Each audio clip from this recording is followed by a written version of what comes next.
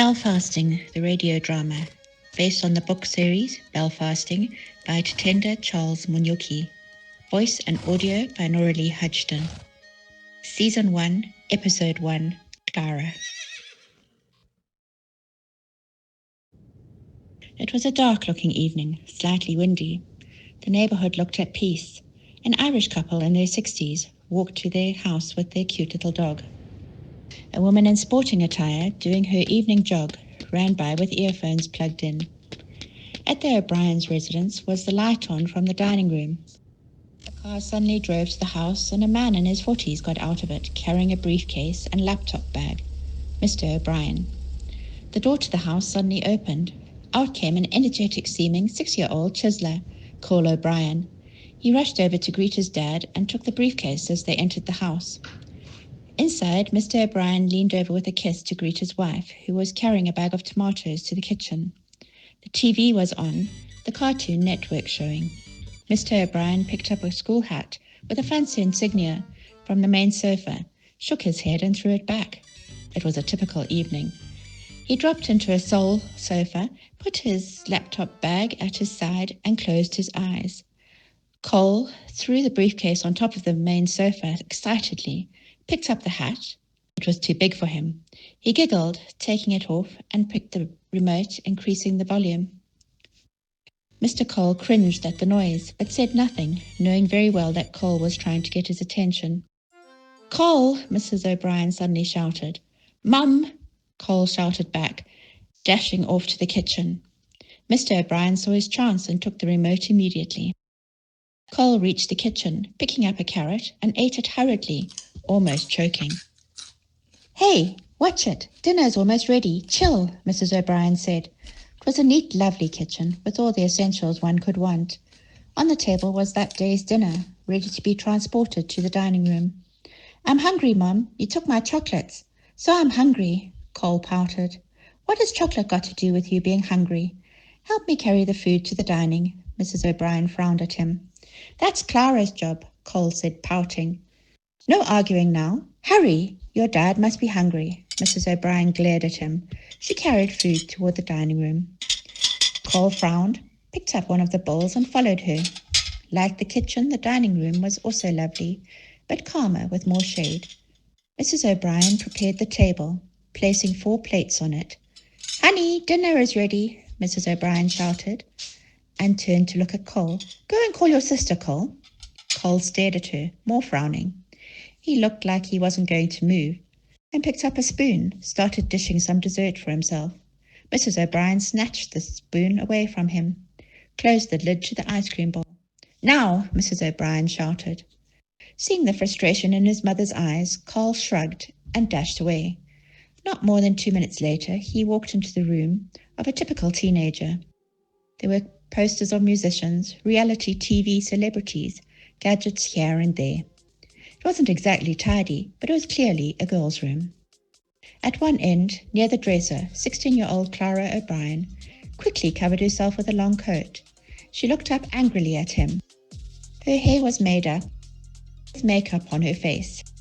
It was clear she was trying hard not to make herself stand out. Cole stared at her curiously, then at the bag on her bed. From it lingered a handbag.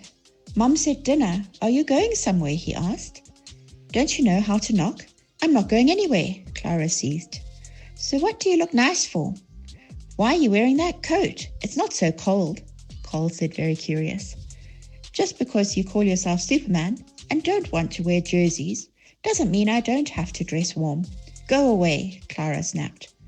"Mom said dinner is ready," Cole said. "Okay, I'm coming." "Go," Clara said, shooing him away. Cole saw the look in her eye and dashed off. Clara shrugged, walked to the door and closed it. She took off the coat, which revealed a lovely-looking dress. Too short and fancy kind of attire. She used her room's mirror to make sure her makeup wasn't messed up. As a whole, it looked a bit weird with the sneakers she was wearing. Satisfied, she quickly packed her things in her backpack, including high-heeled shoes.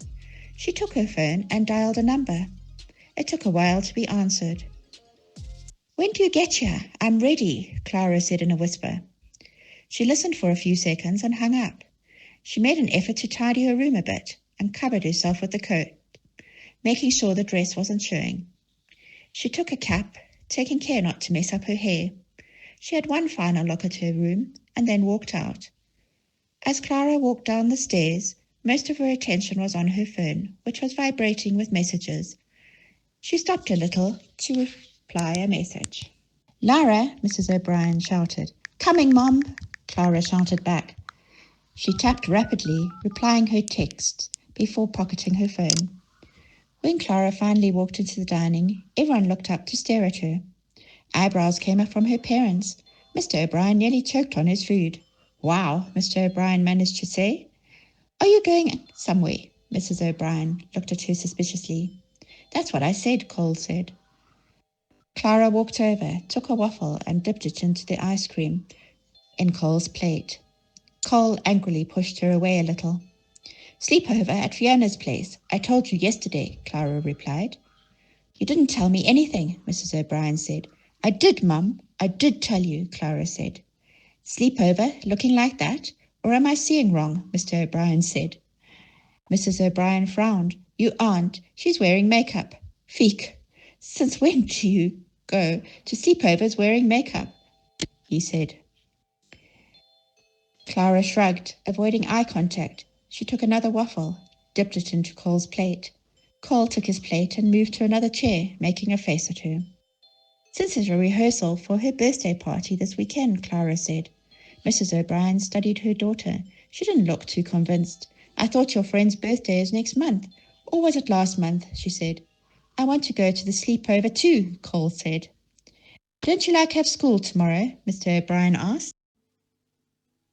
"No, Dad. It's like exit weekend. I thought you knew that at your school," Clara shrugged. "Plus, it's the transition year for me. We don't really do school." "I teach at a university, dear, not a school," Mr. O'Brien said. "We don't have exit weekends. There's a reason your school offers the TY. Don't look down upon it." The TY was a one-year informal course taken by an increasing number of students, usually ages 15 or 16. It was compulsory in some schools, but optional in others. Some schools didn't offer it. The bell of a car suddenly rang from the outside.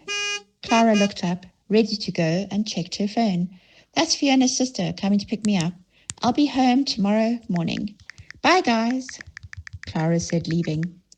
"Have Fiona's stepmom call me the moment you get there," Mrs. O'Brien shouted after her. Clara walked out before they could say anything more. She opened and closed the door back in a rush. Outside was now a bit darker. Waiting in the road was a fancy-looking car. In the back were three girls, whom, like her, looked to be in overcoats. Up front, driving, dressed to kill, was Fiona, same age as the others, looking pretty and classy, Clara's best friend. Clara quickly got into the car in the front with her, and the girls chirped excitedly. The car drove away fast.